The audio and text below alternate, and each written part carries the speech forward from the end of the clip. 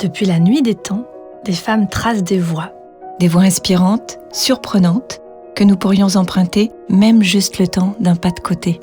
Depuis la nuit des temps, des femmes pensent, créent, brisent les entraves, défient l'impossible et s'inventent une destinée. Elles sont notre précieux héritage, mais nous les connaissons si peu. Dans ce podcast, nous vous proposons de marcher dans leurs pas. Ensemble, on va conjuguer l'histoire au féminin pour s'enrichir et pour déployer nos ailes. Dans chaque épisode, notre invitée nous parle de 2 femmes qui ont transformé sa vie. Nous sommes Alexandra et Caroline. Bienvenue dans Donne-moi des ailes. Aujourd'hui, nous recevons Noémie Delattre. Donne-moi Des ailes. E-2-L-E-S. Noémie Delattre, nous sommes enchantés de vous rencontrer. Vous êtes une actrice, autrice, dramaturge, metteuse en scène et essayiste française.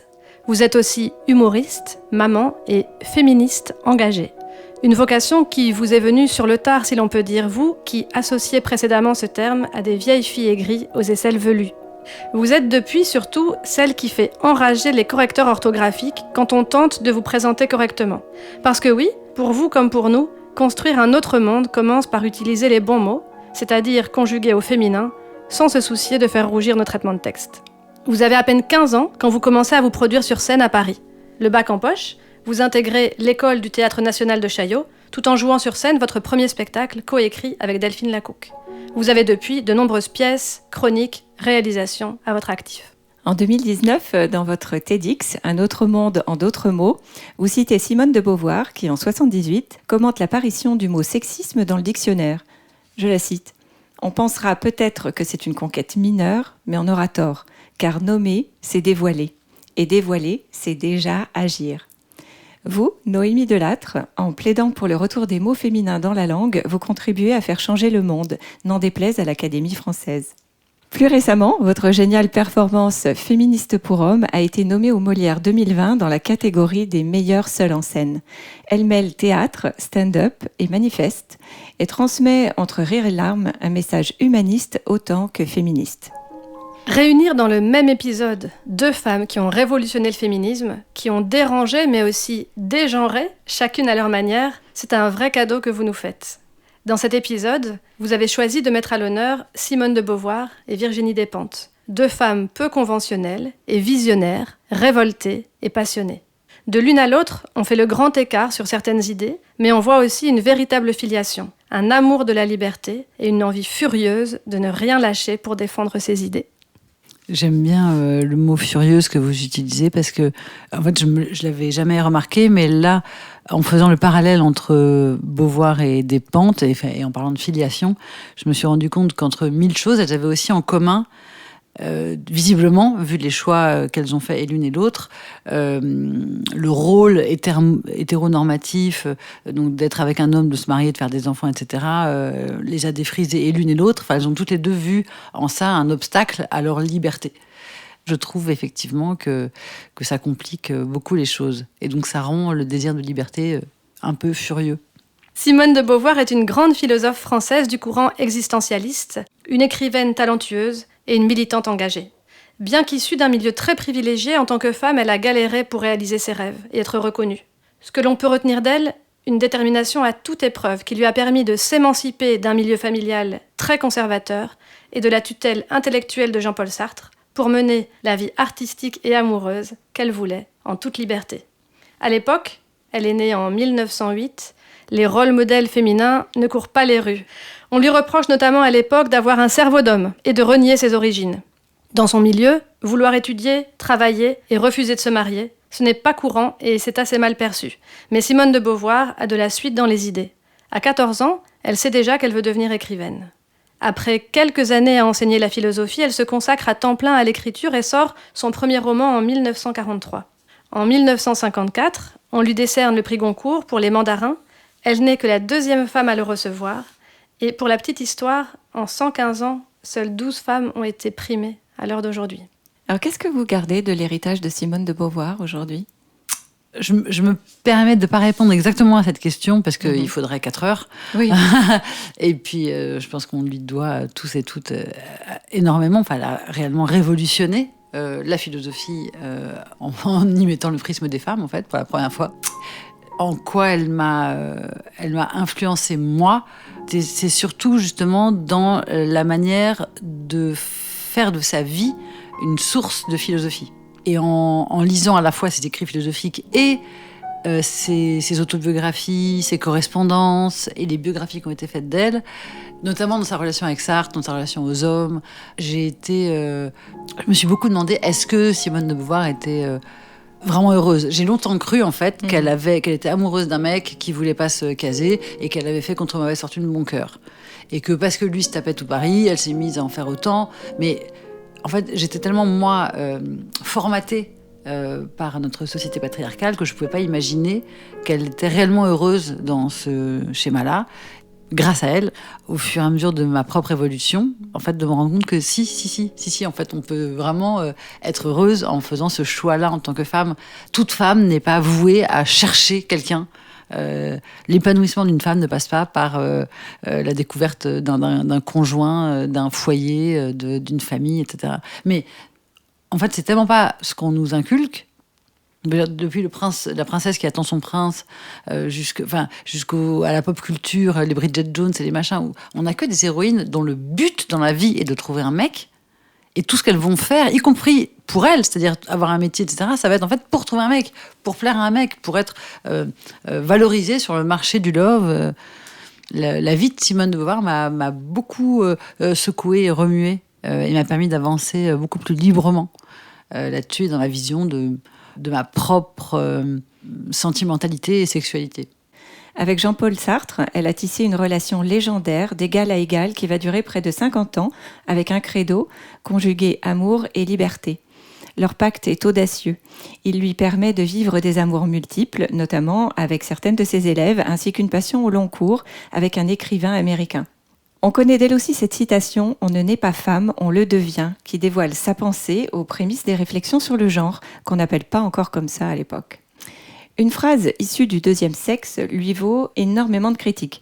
Son analyse acérée de la condition féminine fait scandale, en particulier ses propos sur le mariage ou sur l'avortement, encore puni à l'époque comme homicide.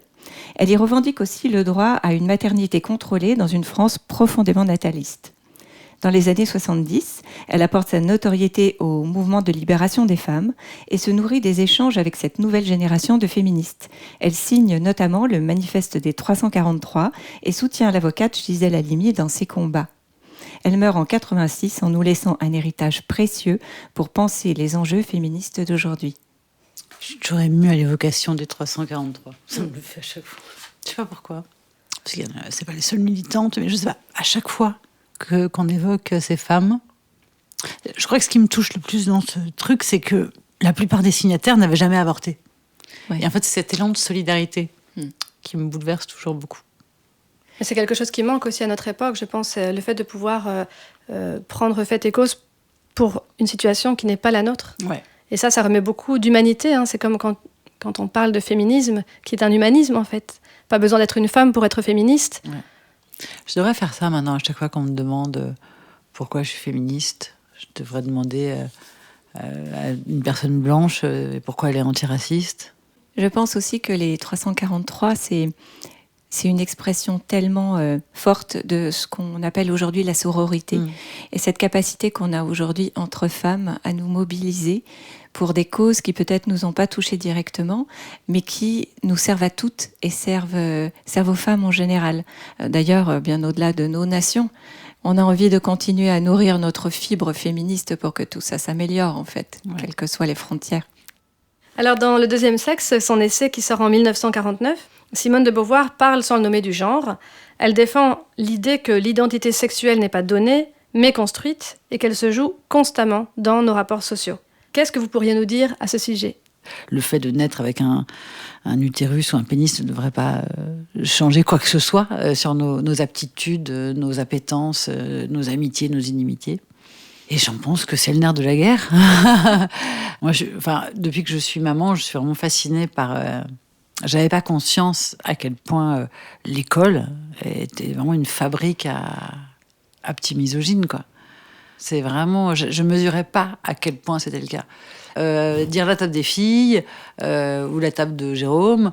C'est l'enfer, en fait. C'est-à-dire que c'est non-stop. C'est la cour de récréation dont les 90% du centre sont destinés aux jeux de ballon, donc aux garçons, et que les filles sont dans les petits coins assis sur les bancs, dans leur coin. C'est frappant de voir à quel point ça se construit en fait tellement rapidement, et c'est là où ils passent le plus de temps en fait. Donc, c'est ça. On a beau aussi lutter à la maison. C'est ça. Moi, j'élève aussi deux garçons, et c'est une lutte constante en fait, le sexisme. C'est dur. De déconstruire ce qu'on a pu leur déjà construire en eux, et de leur montrer qu'une autre voie est possible. Et c'est pour ça, d'ailleurs, c'est en ce sens-là qu'il y a beaucoup maintenant d'initiatives pour que les filles puissent jouer au foot, faire tout ce qu'elles veulent. Mais par contre, déconstruire pour les garçons cette obligation de virilité qui leur coûte, en fait. Bien sûr. C'est-à-dire, on devrait pouvoir se dire, on devient ce qu'on veut, quoi. Et puis on peut changer. Et puis on peut changer. on peut changer d'avis à tout moment. C'est ça. On a un choix qui n'est pas définitif. C'est ça. Simone de Beauvoir, elle disait aussi que les attributs de la séduction, comme les talons aiguilles par exemple, c'était une preuve de la domination masculine, et elle les condamnait. Alors, selon vous, comment on fait en fait pour gérer nos petits compromis avec nous-mêmes entre certains codes de la féminité qu'on a bien envie de garder, sans toutefois se soumettre aux injonctions de ces codes esthétiques du patriarcat? Je me suis beaucoup posé la question, j'ai beaucoup réfléchi, je me suis exprimée souvent sur ce sujet dans différentes directions. Et en fait, c'est un penseur qui s'appelle Emmanuel Diogier qui m'a éclairé sur ce sujet. Et lui, il s'exprimait, en fait, je me souviens plus s'il comparait ou s'il parlait directement, en fait, de la langue anglaise, de l'américain pour les afro-descendants américains, en disant l'anglais est la langue de l'oppresseur. Donc, en toute logique, si on suit ce raisonnement-là, ils auraient dû refuser l'anglais. Et en fait, ils ont fait l'inverse. Au lieu de transformer, ils ont transvalué. Et donc, ils ont non seulement gardé l'anglais, mais ils en ont fait le nerf de l'afroculture, du hip-hop, du négro spirituel, du gospel, du rap, de toute la culture afrodescendante. Elle est justement basée sur un américain, sur une langue américaine qui a été prise totalement, voilà. Et aujourd'hui, il ne viendrait pas à l'idée d'aller dire à 50 Cent ouais, dis donc, tu parles l'anglais, c'est la langue des colons. Bah non. Et de la même manière, oui, évidemment que les mini-jupes, les talons, les cheveux longs, tout ça, bien sûr que ce sont des modèles qui nous viennent du patriarcat, évidemment. Quand c'est moi qui le choisis, en fait, le problème après, c'est le choix. Il y a plein de femmes qui subissent ce joug-là, et ça, il faut lutter sans merci contre ça. En revanche, quand c'est choisi, moi, je me sens jamais aussi puissante que quand je suis bonasse, avec des talons hyper hauts, moulés dans mon truc, avec un corset, un machin, etc. Et d'ailleurs, j'attends la personne qui pourra me prouver le contraire. Je vois bien que je plais et que ce pouvoir que j'ai sur les hommes ou les femmes homo, il est indiscutable. C'est un outil de pouvoir, indiscutablement. Et je pense qu'il y a une double injonction qui nous pèse dessus, c'est-à-dire qu'à la fois, on nous contraint de cette manière à cette posture de féminité d'apparence, et en même temps on nous en punit, c'est-à-dire que dès qu'on sent qu'on se l'approprie et qu'on risquerait d'en faire un outil de pouvoir, alors on dit ah non c'est mal, c'est le patriarcat. Mais moi j'ai entendu des masculinistes dire que les talons c'était se soumettre au joug du patriarcat, parce qu'en fait consciemment ou inconsciemment ils sentent bien que c'est un outil de pouvoir que nous prenons sur eux. Donc moi je suis maintenant très à l'aise avec ça. Mais du moment que je le choisis, c'est-à-dire que les jours où j'ai envie de me mettre en hug et en jogging et d'être pas maquillée, le premier qui me fait une réflexion, je le dégomme. C'est-à-dire que je fais ce que je veux. C'est ça. La vraie différence, c'est que c'est au service de la liberté d'être soi et de s'aimer soi-même. Exactement. Et que ça n'a rien à voir avec le regard de l'autre. Ouais. Et que c'est pas rien du tout. Et puis on vit dans un monde qui aime bien la binarité, au fait. Dans tous les sens du terme. Et donc, on voudrait que si on est féministe, on soit justement qu'on prenne pas soin de soi. Mais donc, pour vous, être féministe et sexy à la Beyoncé, ça match? Tout match. On peut être prostituée et féministe, on peut être voilée féministe, on peut être femme au foyer féministe. Il n'y a pas de limite. Enfin, c'est même aberrant. C'est comme si on disait oui, alors les droits de l'homme, c'est OK pour tout le monde, sauf pour les gens qui portent des pantacours. Bah non, on n'aime pas, c'est moche. Allez, bisous. Enfin, je veux dire, à quel moment ton apparence pourrait avoir une quelconque influence sur les droits auxquels tu peux prétendre? C'est quand même aberrant, quoi. Oui, les droits auxquels tu peux prétendre et les combats que tu peux mener. Oui. Est-ce que pour vous, faire évoluer l'usage de la langue, parce qu'on est bien d'accord, cette langue existait de manière bien différente et de manière beaucoup plus variée avant le XVIIIe siècle. Est-ce que les mots ont le pouvoir de changer le monde ? Évidemment, on pense avec des mots. On ne peut pas penser sans mots. C'est impossible. Une spectatrice m'a offert, il n'y a pas longtemps, elle m'a offert un livre génial qui s'appelle « Les femmes et les mots » ou « Les mots et les femmes », qui date de 78 et qui explique très très bien qu'il n'y a jamais eu un seul mouvement politique réformateur, une seule révolution qui ne s'accompagne pas d'un changement linguistique, quoi. Et d'ailleurs, la raison pour laquelle les mots féminins ont quitté la langue française, c'était pour une raison idéologique. Les femmes commençaient à demander le droit de vote et on voulait pas.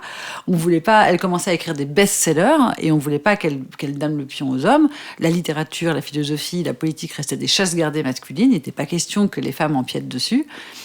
Or, elles commençaient à le faire et à le demander et à le réclamer. Et donc, on a juste enlevé les mots.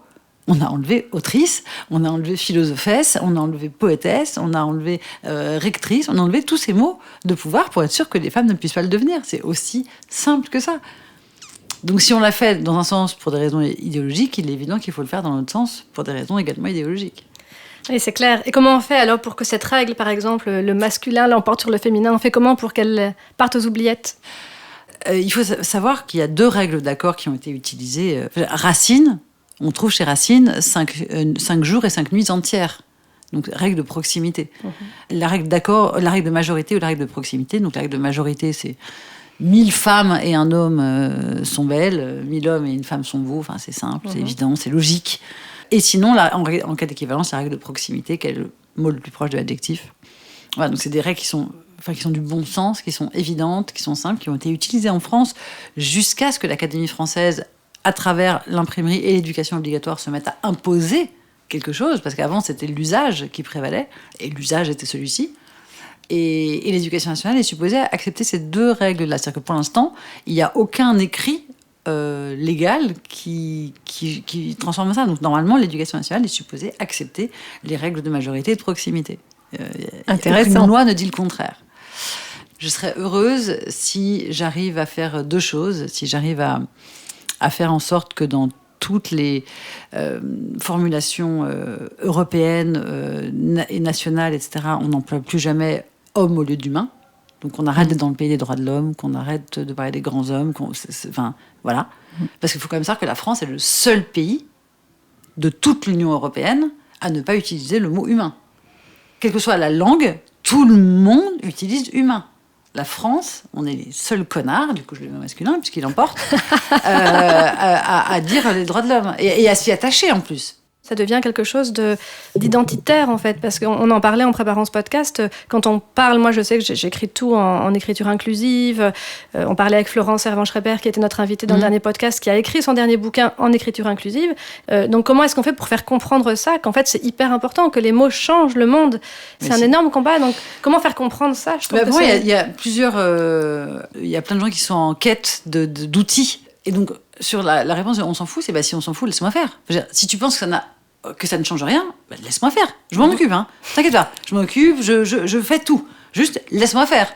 Si tu te bats comme ça, c'est que tu trouves pas que ça sert à rien. Sinon, tu te casserais pas. Tu vois, ça n'a pas de sens. Faut savoir. Ou tu t'en fous, ou tu t'en fous pas. Donc, si tu t'en fous pas, viens, on discute. Soit tu t'en fous et tu me laisses faire, quoi. Et puis après, il y a effectivement sur le fait que c'est pas le vrai combat. Si, en fait... des petits garçons qui me répètent depuis l'enfance que le masculin l'emporte, faut pas s'étonner si un jour ils emportent une femme, quoi. Mon fils de 6 ans peut le comprendre, le lien. Et les violences faites aux femmes, c'est un continuum.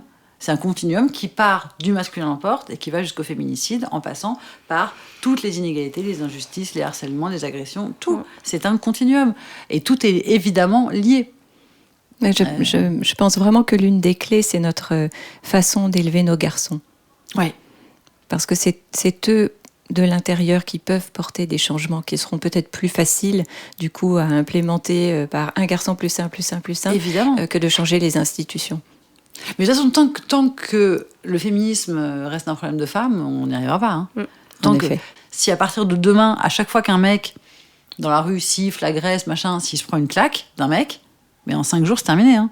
En 5 jours, il n'y a plus une femme agressée dans la rue. C'est juste qu'on ne le fait pas, ils ne le font pas, ils ne bougent pas. Ça me révolte très fort. C'est clair. Et du coup, si vous était donné de rencontrer Simone de Beauvoir aujourd'hui, qu'est-ce que vous aimeriez lui dire, lui demander ? J'aimerais vraiment lui parler de cul. De cul, de sentiments. Il y a que ça qui m'intéresserait, parce que tout est dit. Elle a dit, j'ai tout compris, quoi. En revanche, tout ce qui n'est pas dit, c'est... oui, j'aimerais beaucoup parler avec elle d'amour, de sentiments, de couple, de sexualité, d'amitié, de relations homme-femme, de relations femme-femme. J'aimerais beaucoup avoir une discussion de copine, quoi, en fait.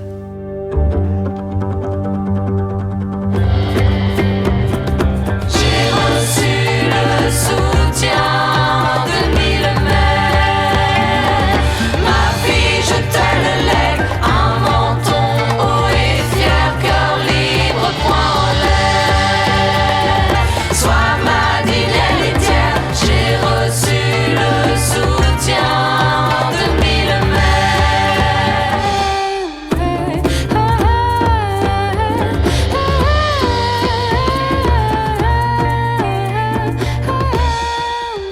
L'autre femme dont Noémie Delattre a souhaité nous parler aujourd'hui, nous l'attendions avec impatience dans ce podcast. Elle est puissante, elle est trash, elle est libre. Elle, c'est Virginie Despentes. Voilà 30 ans qu'elle nous inspire en grattant le vernis du patriarcat avec un papier de verre à très gros grains pour qu'on voit en dessous, là où se trouve le cœur de notre révolte de femmes. Elle explose les conventions. Écrivaine, essayiste, réalisatrice, chroniqueuse, jurée de prix littéraires prestigieux, quoi qu'elle fasse, elle tape dans le mille. En 10 romans, 5 nouvelles et 2 essais, elle nous a fait penser autrement. En 2006, en particulier, elle nous a collé une grande claque avec King Kong Theory, un essai visionnaire dans lequel elle analysait les mécanismes de la domination masculine et dans lequel elle décodait aussi les termes de ce qu'on appelle aujourd'hui la culture du viol. Virginie Despentes, c'est de l'universel pur et brut, construit depuis son expérience. En parlant d'elle, elle élabore une pensée qui nous englobe toutes. Elle est trash, mais pas clivante. Il est là, son vrai tour de force. Lire Virginie Despentes, c'est embarquer dans l'aventure de la déconstruction d'une image binaire du féminin et du masculin. C'est dézinguer les clichés de genre pour accepter qu'on peut choisir d'embrasser toutes les identités. C'est comprendre, je la cite, qu'être une femme libre, c'est renoncer à être une femme bien. Elle, hyper souvent, quand je lis un truc d'elle, je me dis, oh là là, je suis une sale bourgeoise coincée. Je me trouve toute nulle à côté. Et du coup, dans un premier temps, ça m'énerve. Je fais, oh, elle fait chier, ça va. Oui, non, je suis pas une punk, merde. Je fais ce que je peux et tout. Et en fait, passer la petite vexation qui me fait refuser le truc, je trouve toujours qu'elle a raison et que je fais ce que je peux et que c'est pas grave. Et en fait, c'est plus une vexation, du coup, ça devient au contraire un objectif. Ça devient un chemin. Un nouveau chemin qu'elle a débroussaillé pour moi. Donc effectivement, elle a débroussaillé à la machette, mais quand on débroussaille, on est obligé, on ne peut pas le faire à la brosse à dents. Donc elle fait la machette, puis moi j'arrive derrière. Mais oui, elle est bousculante, elle est sans concession, quoi. J'ai beaucoup d'admiration pour ça. Je suis très admirative de cette chose qu'elle a et que j'ai pas, qui est... Elle est âpre, elle est rugueuse, elle est sans compromis, sans concession, elle n'a rien à foutre. Enfin, en tout cas, elle semble en avoir rien à foutre. J'imagine que ça ne doit pas être évident tous les jours. Mais j'adore, quoi, cette entièreté. Et notamment, ce qui m'a le plus fait évoluer, enfin, la chose qui a été un plus gros déclenchement, c'est justement l'âpreté avec laquelle elle parle de son viol. En fait, la vie est la vie, il se passe ce qui se passe. Après, toi, tu es libre de prendre les choses comme tu veux, comme tu peux. Ce que tu en fais ne dépend que de toi. Après, tu n'es pas toujours en capacité de surmonter, de faire preuve de résilience. On ne peut pas toujours. Parce que ça, c'est horrible aussi de dire à quelqu'un qui s'en est permis « Ah bah, ton problème, il fallait avoir la force de t'en remettre. » Non, bien sûr que non. Mais en tout cas, je trouve que c'est quelque chose qui est intéressant. Parce qu'en gros, on nous dit si tu perds ta virginité, tu perds ton honneur, enfin, tu perds ta valeur. Si tu te fais violer, tu perds quelque chose encore aussi de ton honneur, de ta dignité. Il y a plein de choses comme ça qui arrivent aux femmes et on décide à leur place qu'elles y perdent quelque chose. Et en fait, non. À chacune de mettre ce qu'elle veut dans son corps. Moi, personnellement, j'ai rien foutu dans ma virginité. Ça me sert à rien. Et si toi, tu mets dans ma virginité mon honneur, ton problème. Et ce raisonnement poussé au viol, ce qu'elle fait, cette phrase qui me bouleverse, alors je la cite sans doute pas très bien, mais je crois que c'est « Ma chatte, j'ai rien mis de précieux parce que je peux pas empêcher les connards d'y rentrer ». C'est-à-dire que non, toutes les femmes du monde ne mettent pas leur vertu et leur honneur dans leur chatte. Il y a des femmes qui ne mettent dans leur corps que leur corps. Et c'est extrêmement violent, et c'est une double violence que de dire à une femme qui a été violée, avant de l'entendre, parce que peut-être elle vous dira « cet homme m'a appris quelque chose ». Dans ces cas-là, on écoute ce qu'elle a à dire. Mais de supposer, avant même qu'elle s'exprime, qu'elle a été dépossédée, dépouillée, et qu'en plus... Déshonorée, et qu'en plus des éventuelles séquelles physiques qu'elle va avoir, on lui inflige, après coup, de manière complètement arbitraire, des séquelles psychologiques, c'est absolument terrible. Laissons les femmes faire ce qu'elles veulent avec leur corps, investir leur corps des principes, des préceptes, des concepts qu'elles veulent. Les conséquences morales qu'on y appose et qu'on fait payer exclusivement, enfin qu'on fait peser exclusivement sur les femmes, sont très injustes, très délétères et très sexistes. Oui, et très dominatrices. C'est ça qui est frappant dans ce que Virginie Despentes dit autour de la résilience après un viol. C'est cette capacité à reprendre le pouvoir et à ne pas accepter que la société et la société masculine continuent à peser sur cet acte qu'on a vécu, qui est déjà un acte difficile à surmonter, mais qu'elle continue à peser là-dessus en y mettant et en y ajoutant la honte. La honte. Et la honte juste pour celle qui a été violée. Évidemment. Le violeur, lui, il vous embrasse. Hein. C'est fou ce truc. Et c'est une vraie reprise de liberté, de l'envisager comme je suis résiliente, donc je reprends le pouvoir. Et je reprends le pouvoir pas seulement sur mon traumatisme, mais je reprends le pouvoir sur la société. Ouais. Je peux dire j'ai été violée sans en avoir honte. Moi, ce qui m'a frappée dans Despentes, c'est que à quel point elle décrit que le viol, en fait, c'est un système. C'est pas seulement un mec détraqué qui, là, s'est dit qu'il allait pouvoir aller violer une femme et profiter d'elle. Il se sent autorisé à le faire parce que des siècles d'histoire et de culture masculine le lui permettent. Moi, j'en suis là à un point de ma réflexion où je pense que tant qu'on considérera à chaque fois que c'est l'histoire de cet homme et de cette femme, on sera dans le faux. Ce n'est quasiment jamais l'histoire de cet homme et de cette femme, c'est toujours l'histoire des hommes et des femmes. Et de comment on a été, j'allais dire éduqués, mais c'est même comment on a été... conditionnés. Nous, les femmes, à ne pas exprimer de refus, à ne pas dire non, et les hommes à penser que c'est un dû. Il y a tout un système social qui est mis en place pour indiquer aux femmes qu'elles doivent se laisser prendre et aux hommes qui peuvent le faire. Et tant qu'on ne prendra pas, en tant que société, notre responsabilité collective dans ces viols-là, tant qu'on continuera à renvoyer dos à dos un homme et une femme en disant soit elle ment, soit il l'a violée, ce qui est une aberration. Et lui, on l'a pas non plus éduqué à voir qu'il avait 10 ans de plus qu'elle, on l'a pas éduqué à voir qu'il avait un boulot supérieur à elle, on l'a pas éduqué à voir que lui, il a encore 20 ans pour faire un bébé si elle veut, que elle, il lui restait 5 ans et que machin. Il a pas été élevé à voir que lui, il peut avoir des relations comme ça, elle cherche l'amour, parce que c'est ce qu'on lui apprend à faire depuis qu'elle est petite. Donc, il n'avait pas les moyens. Il y a une chercheuse française qui vit aux États-Unis qui s'appelle Gwenola Ricordo et qui parle en fait justement par rapport à cette justice. Comment est-ce qu'on change les processus ? Parce qu'aller mettre X et Y en prison, peut-être la personne va penser être soulagée, quoique, bien souvent ça ne répare rien. Mais en fait, on ne va rien changer au système. Ce qu'il faut, c'est vraiment mettre en place une justice réparatrice, en fait. Quelque chose où on change complètement notre manière d'envisager les relations. Et ça, c'est vraiment... on n'est pas du tout là, et que ce soit pour plein de sujets, mais en particulier pour le viol, c'est vraiment... Et c'est pour ça que je pense que c'est une grande nouveauté qu'enfin on parle de culture du viol. Oui. Le pas a été franchi de parler de culture de viol, parce que ça montre que, quels que soient les canaux qui nous permettent d'être construits et d'être conditionnés, finalement, ces canaux avaient des messages qui étaient clairs. Et que, d'une certaine manière, femmes comme hommes, beaucoup d'entre nous s'y sont conformés. Et parler de ça, c'est commencer à ouvrir les yeux sur « Ok, on peut peut-être penser ça autrement. » Ouais, tout et à avoir fait. un regard différent. Tout à fait. Ouais, je suis complètement d'accord. Avant de me pencher sur le sujet, quand j'entendais culture du viol, j'avais l'impression que c'était une chose à part. C'est-à-dire qu'il y avait la culture du viol, comme il y avait les problèmes de hooligans, comme il y avait... Enfin, que c'était une chose. Alors qu'en fait, non. Ce qu'on devrait dire, c'est nous sommes une société de violeurs. Enfin, notre société fabrique les violeurs et les violés. Notre culture entière, c'est-à-dire nous tous et toutes, fabriquons les violeurs et les violés. Oui, puis je pense aussi, on l'a dit sans dire le mot, mais à la question du consentement, où en fait on apprend aux jeunes filles, aux petites filles, moi je suis maman d'une petite fille, à être sage. Moi, j'essaye en lisant dans Simone de Beauvoir, j'ai vraiment eu un choc de me reconnaître dans parfois ces injonctions que je voulais qu'elle soit calme, et alors ben non, moi j'ai pas été heureuse en étant calme et en étant soumise. Et dans ma vie plus tard, et ma vie sexuelle et ma vie relationnelle, j'en ai souffert.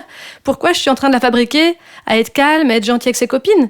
Et donc là, je trouve que le fait qu'elle ait un papa qui la soutient là-dedans, ça change la donne, parce qu'en fait, non, elle n'a pas besoin d'être sage. Et le consentement, mais c'est le consentement à tout, parce que si on élève nos enfants à devoir obéir sans pouvoir donner leur avis et être entendus, ben ça commence comme ça, et puis ça finit avec des choses dramatiques. Donc, On ne devrait pas consentir, on devrait co-désirer. À cette question du consentement s'ajoute aussi le fait que, on le retrouve dans Virginie Despentes, et ça m'a beaucoup frappé, que de toute façon, quoi qu'on fasse, nous, en tant que femmes, on n'est jamais là où il faut. Ouais. On fait jamais bien. C'est ça. Extraordinaire. On a toujours faux. Toujours. Donc, magique. Comment imaginer le consentement dans un contexte où, a priori, et dès le départ, le postulat, c'est qu'on aura faux. C'est compliqué, le consentement, hein, Je par suis bien rapport à d'accord. ça. Ouais, c'est aberrant. Effectivement, on aura faux de toute façon. Et en y réfléchissant, on s'est dit, eh ben merde, après tout, on pourrait en faire une force. Elle est là, notre liberté, d'être dérangeante, d'avoir faux, de l'accepter et du coup d'oser tout ce qu'on peut. J'adore, ça me plaît beaucoup, je valide. Transformons notre fatalité en une puissance. Exactement, très bien. Virginie Despentes, elle nous permet aussi de nous rendre compte d'où on vient, en fait, cette fameuse théorie du point de vue. Ouais. J'ai des privilèges, et ça ne veut pas dire que je dois en avoir honte, mais qu'est-ce que j'en fais ? Comment je mets mes privilèges, comment je mets ma voix au service de celles et ceux qui en ont moins ? Et je trouve que là, elle décape aussi, parce que parfois on n'aime pas trop regarder ça, parce qu'on a eu tendance, justement, par manque de sororité, et puis une culture qui nous élève dans la compétition, à avoir honte, quoi. Donc s'il y a quelque chose, si Virginie Despentes dit qu'elle est bourgeoise, machin, mais non, en fait, effectivement, je peux voir comment je suis, mais en faire une force. Reconnaître sans devoir s'excuser. Moi, j'ai mis beaucoup de temps, comme plein de gens, à reconnaître mes privilèges.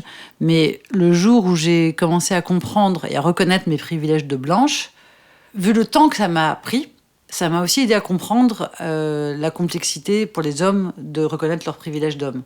Et donc, ça m'a effectivement fait comprendre cette histoire de point de vue. C'est-à-dire qu'on a tous et toutes un point de vue nuancé. C'est vraiment important, effectivement, de pouvoir faire ce travail chacune, de reconnaître là où on est privilégié. Donc moi, je suis une bourgeoise, j'ai des sous et je suis bien câblée. Et pendant très longtemps, je me suis reproché d'avoir ces deux avantages. Et j'ai mis des années à comprendre que moi, j'ai manqué d'une chose essentielle, j'ai manqué d'amour. Enfin, je veux dire, j'étais foutue en pension à 7 ans, j'ai vraiment eu une enfance de merde. Et qu'en fait, si on se regarde vraiment attentivement, on a tous et toutes, évidemment pas de manière égale, mais on a tous et toutes au moins quelques privilèges et au moins quelques handicaps.